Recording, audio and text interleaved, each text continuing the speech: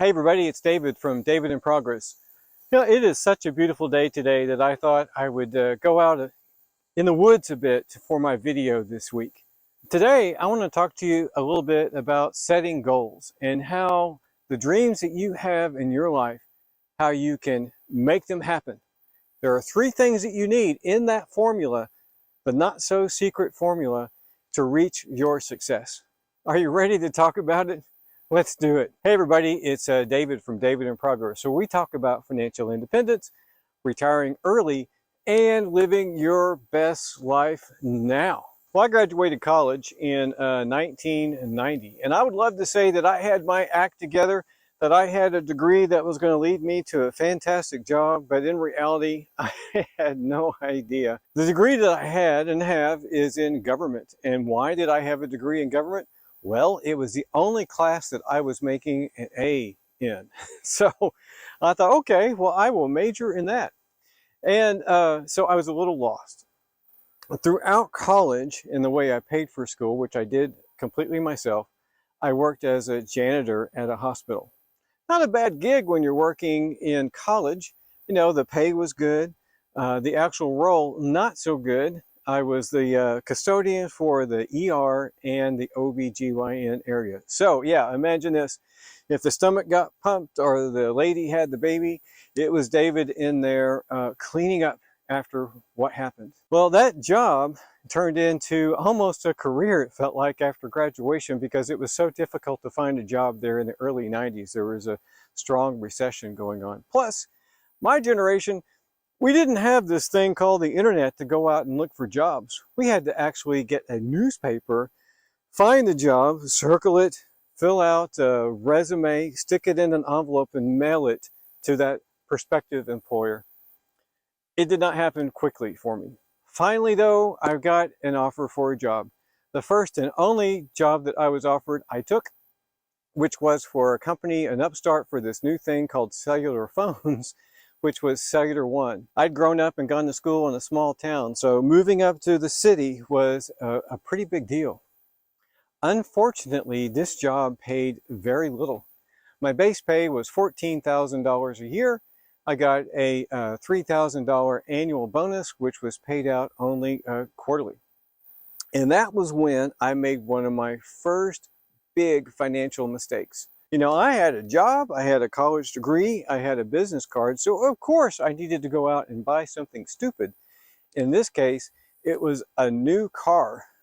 More specifically, it was a 1992 Honda Civic Si, and I have right here, I have a picture of that car. Yeah, this car was so important to me that I kept a picture at my desk.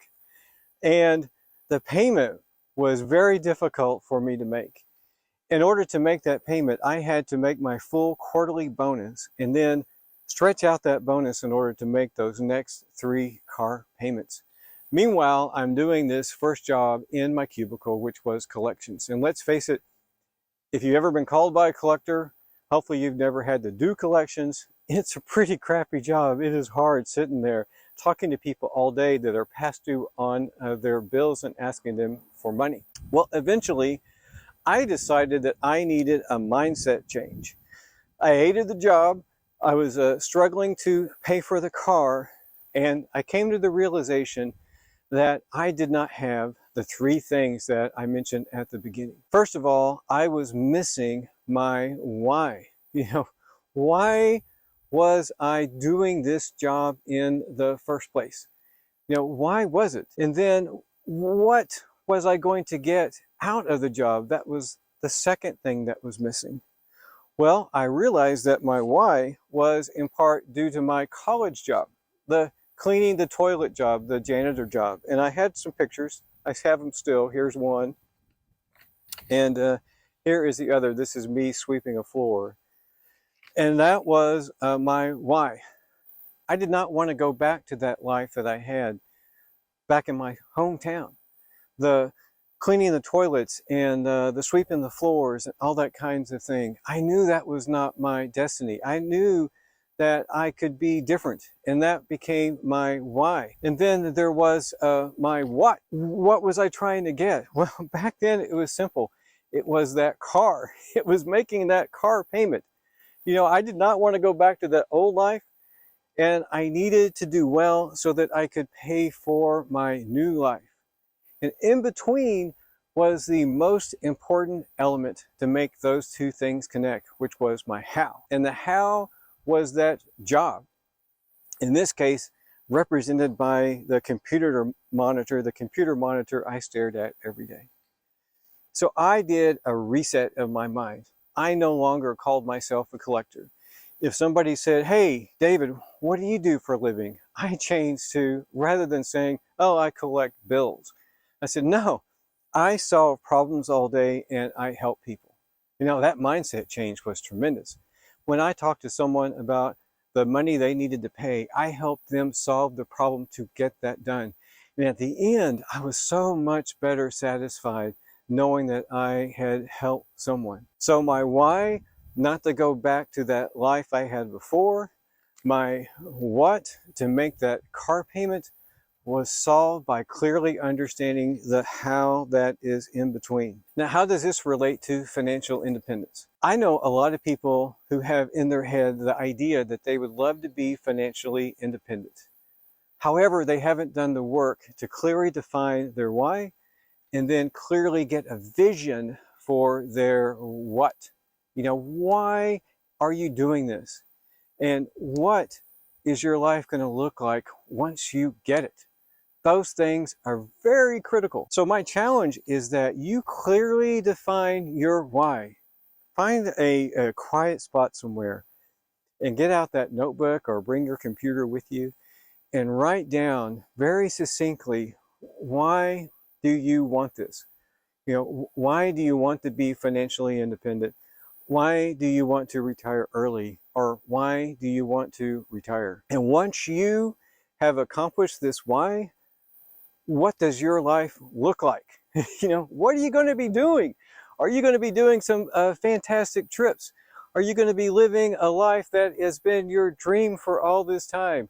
Are you going to have this fantastic relationship with your wife or your husband or your partner or whoever? What does that look like? And make it so compelling, so very compelling, that the how in between, you're going to go through anything to make it happen. See, most people have, well, some thoughts about their why.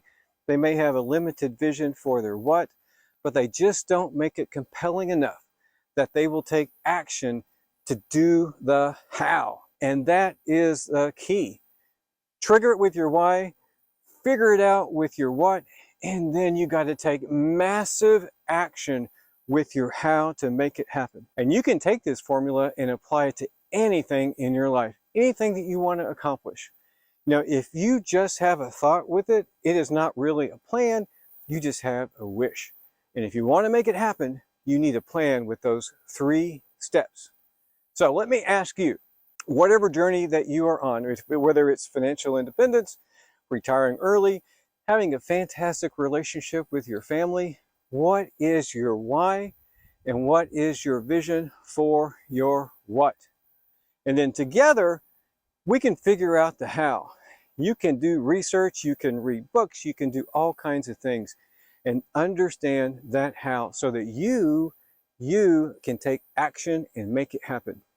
You know, I believe in you. There is a reason you are watching this video. There is a reason that we are together in this moment. It is because you can do this. You can live the life that you were meant to have, that you were meant to live. I know you can. So thank you for watching. You know, I want to thank you for the comments. I want to thank you for the thumbs up.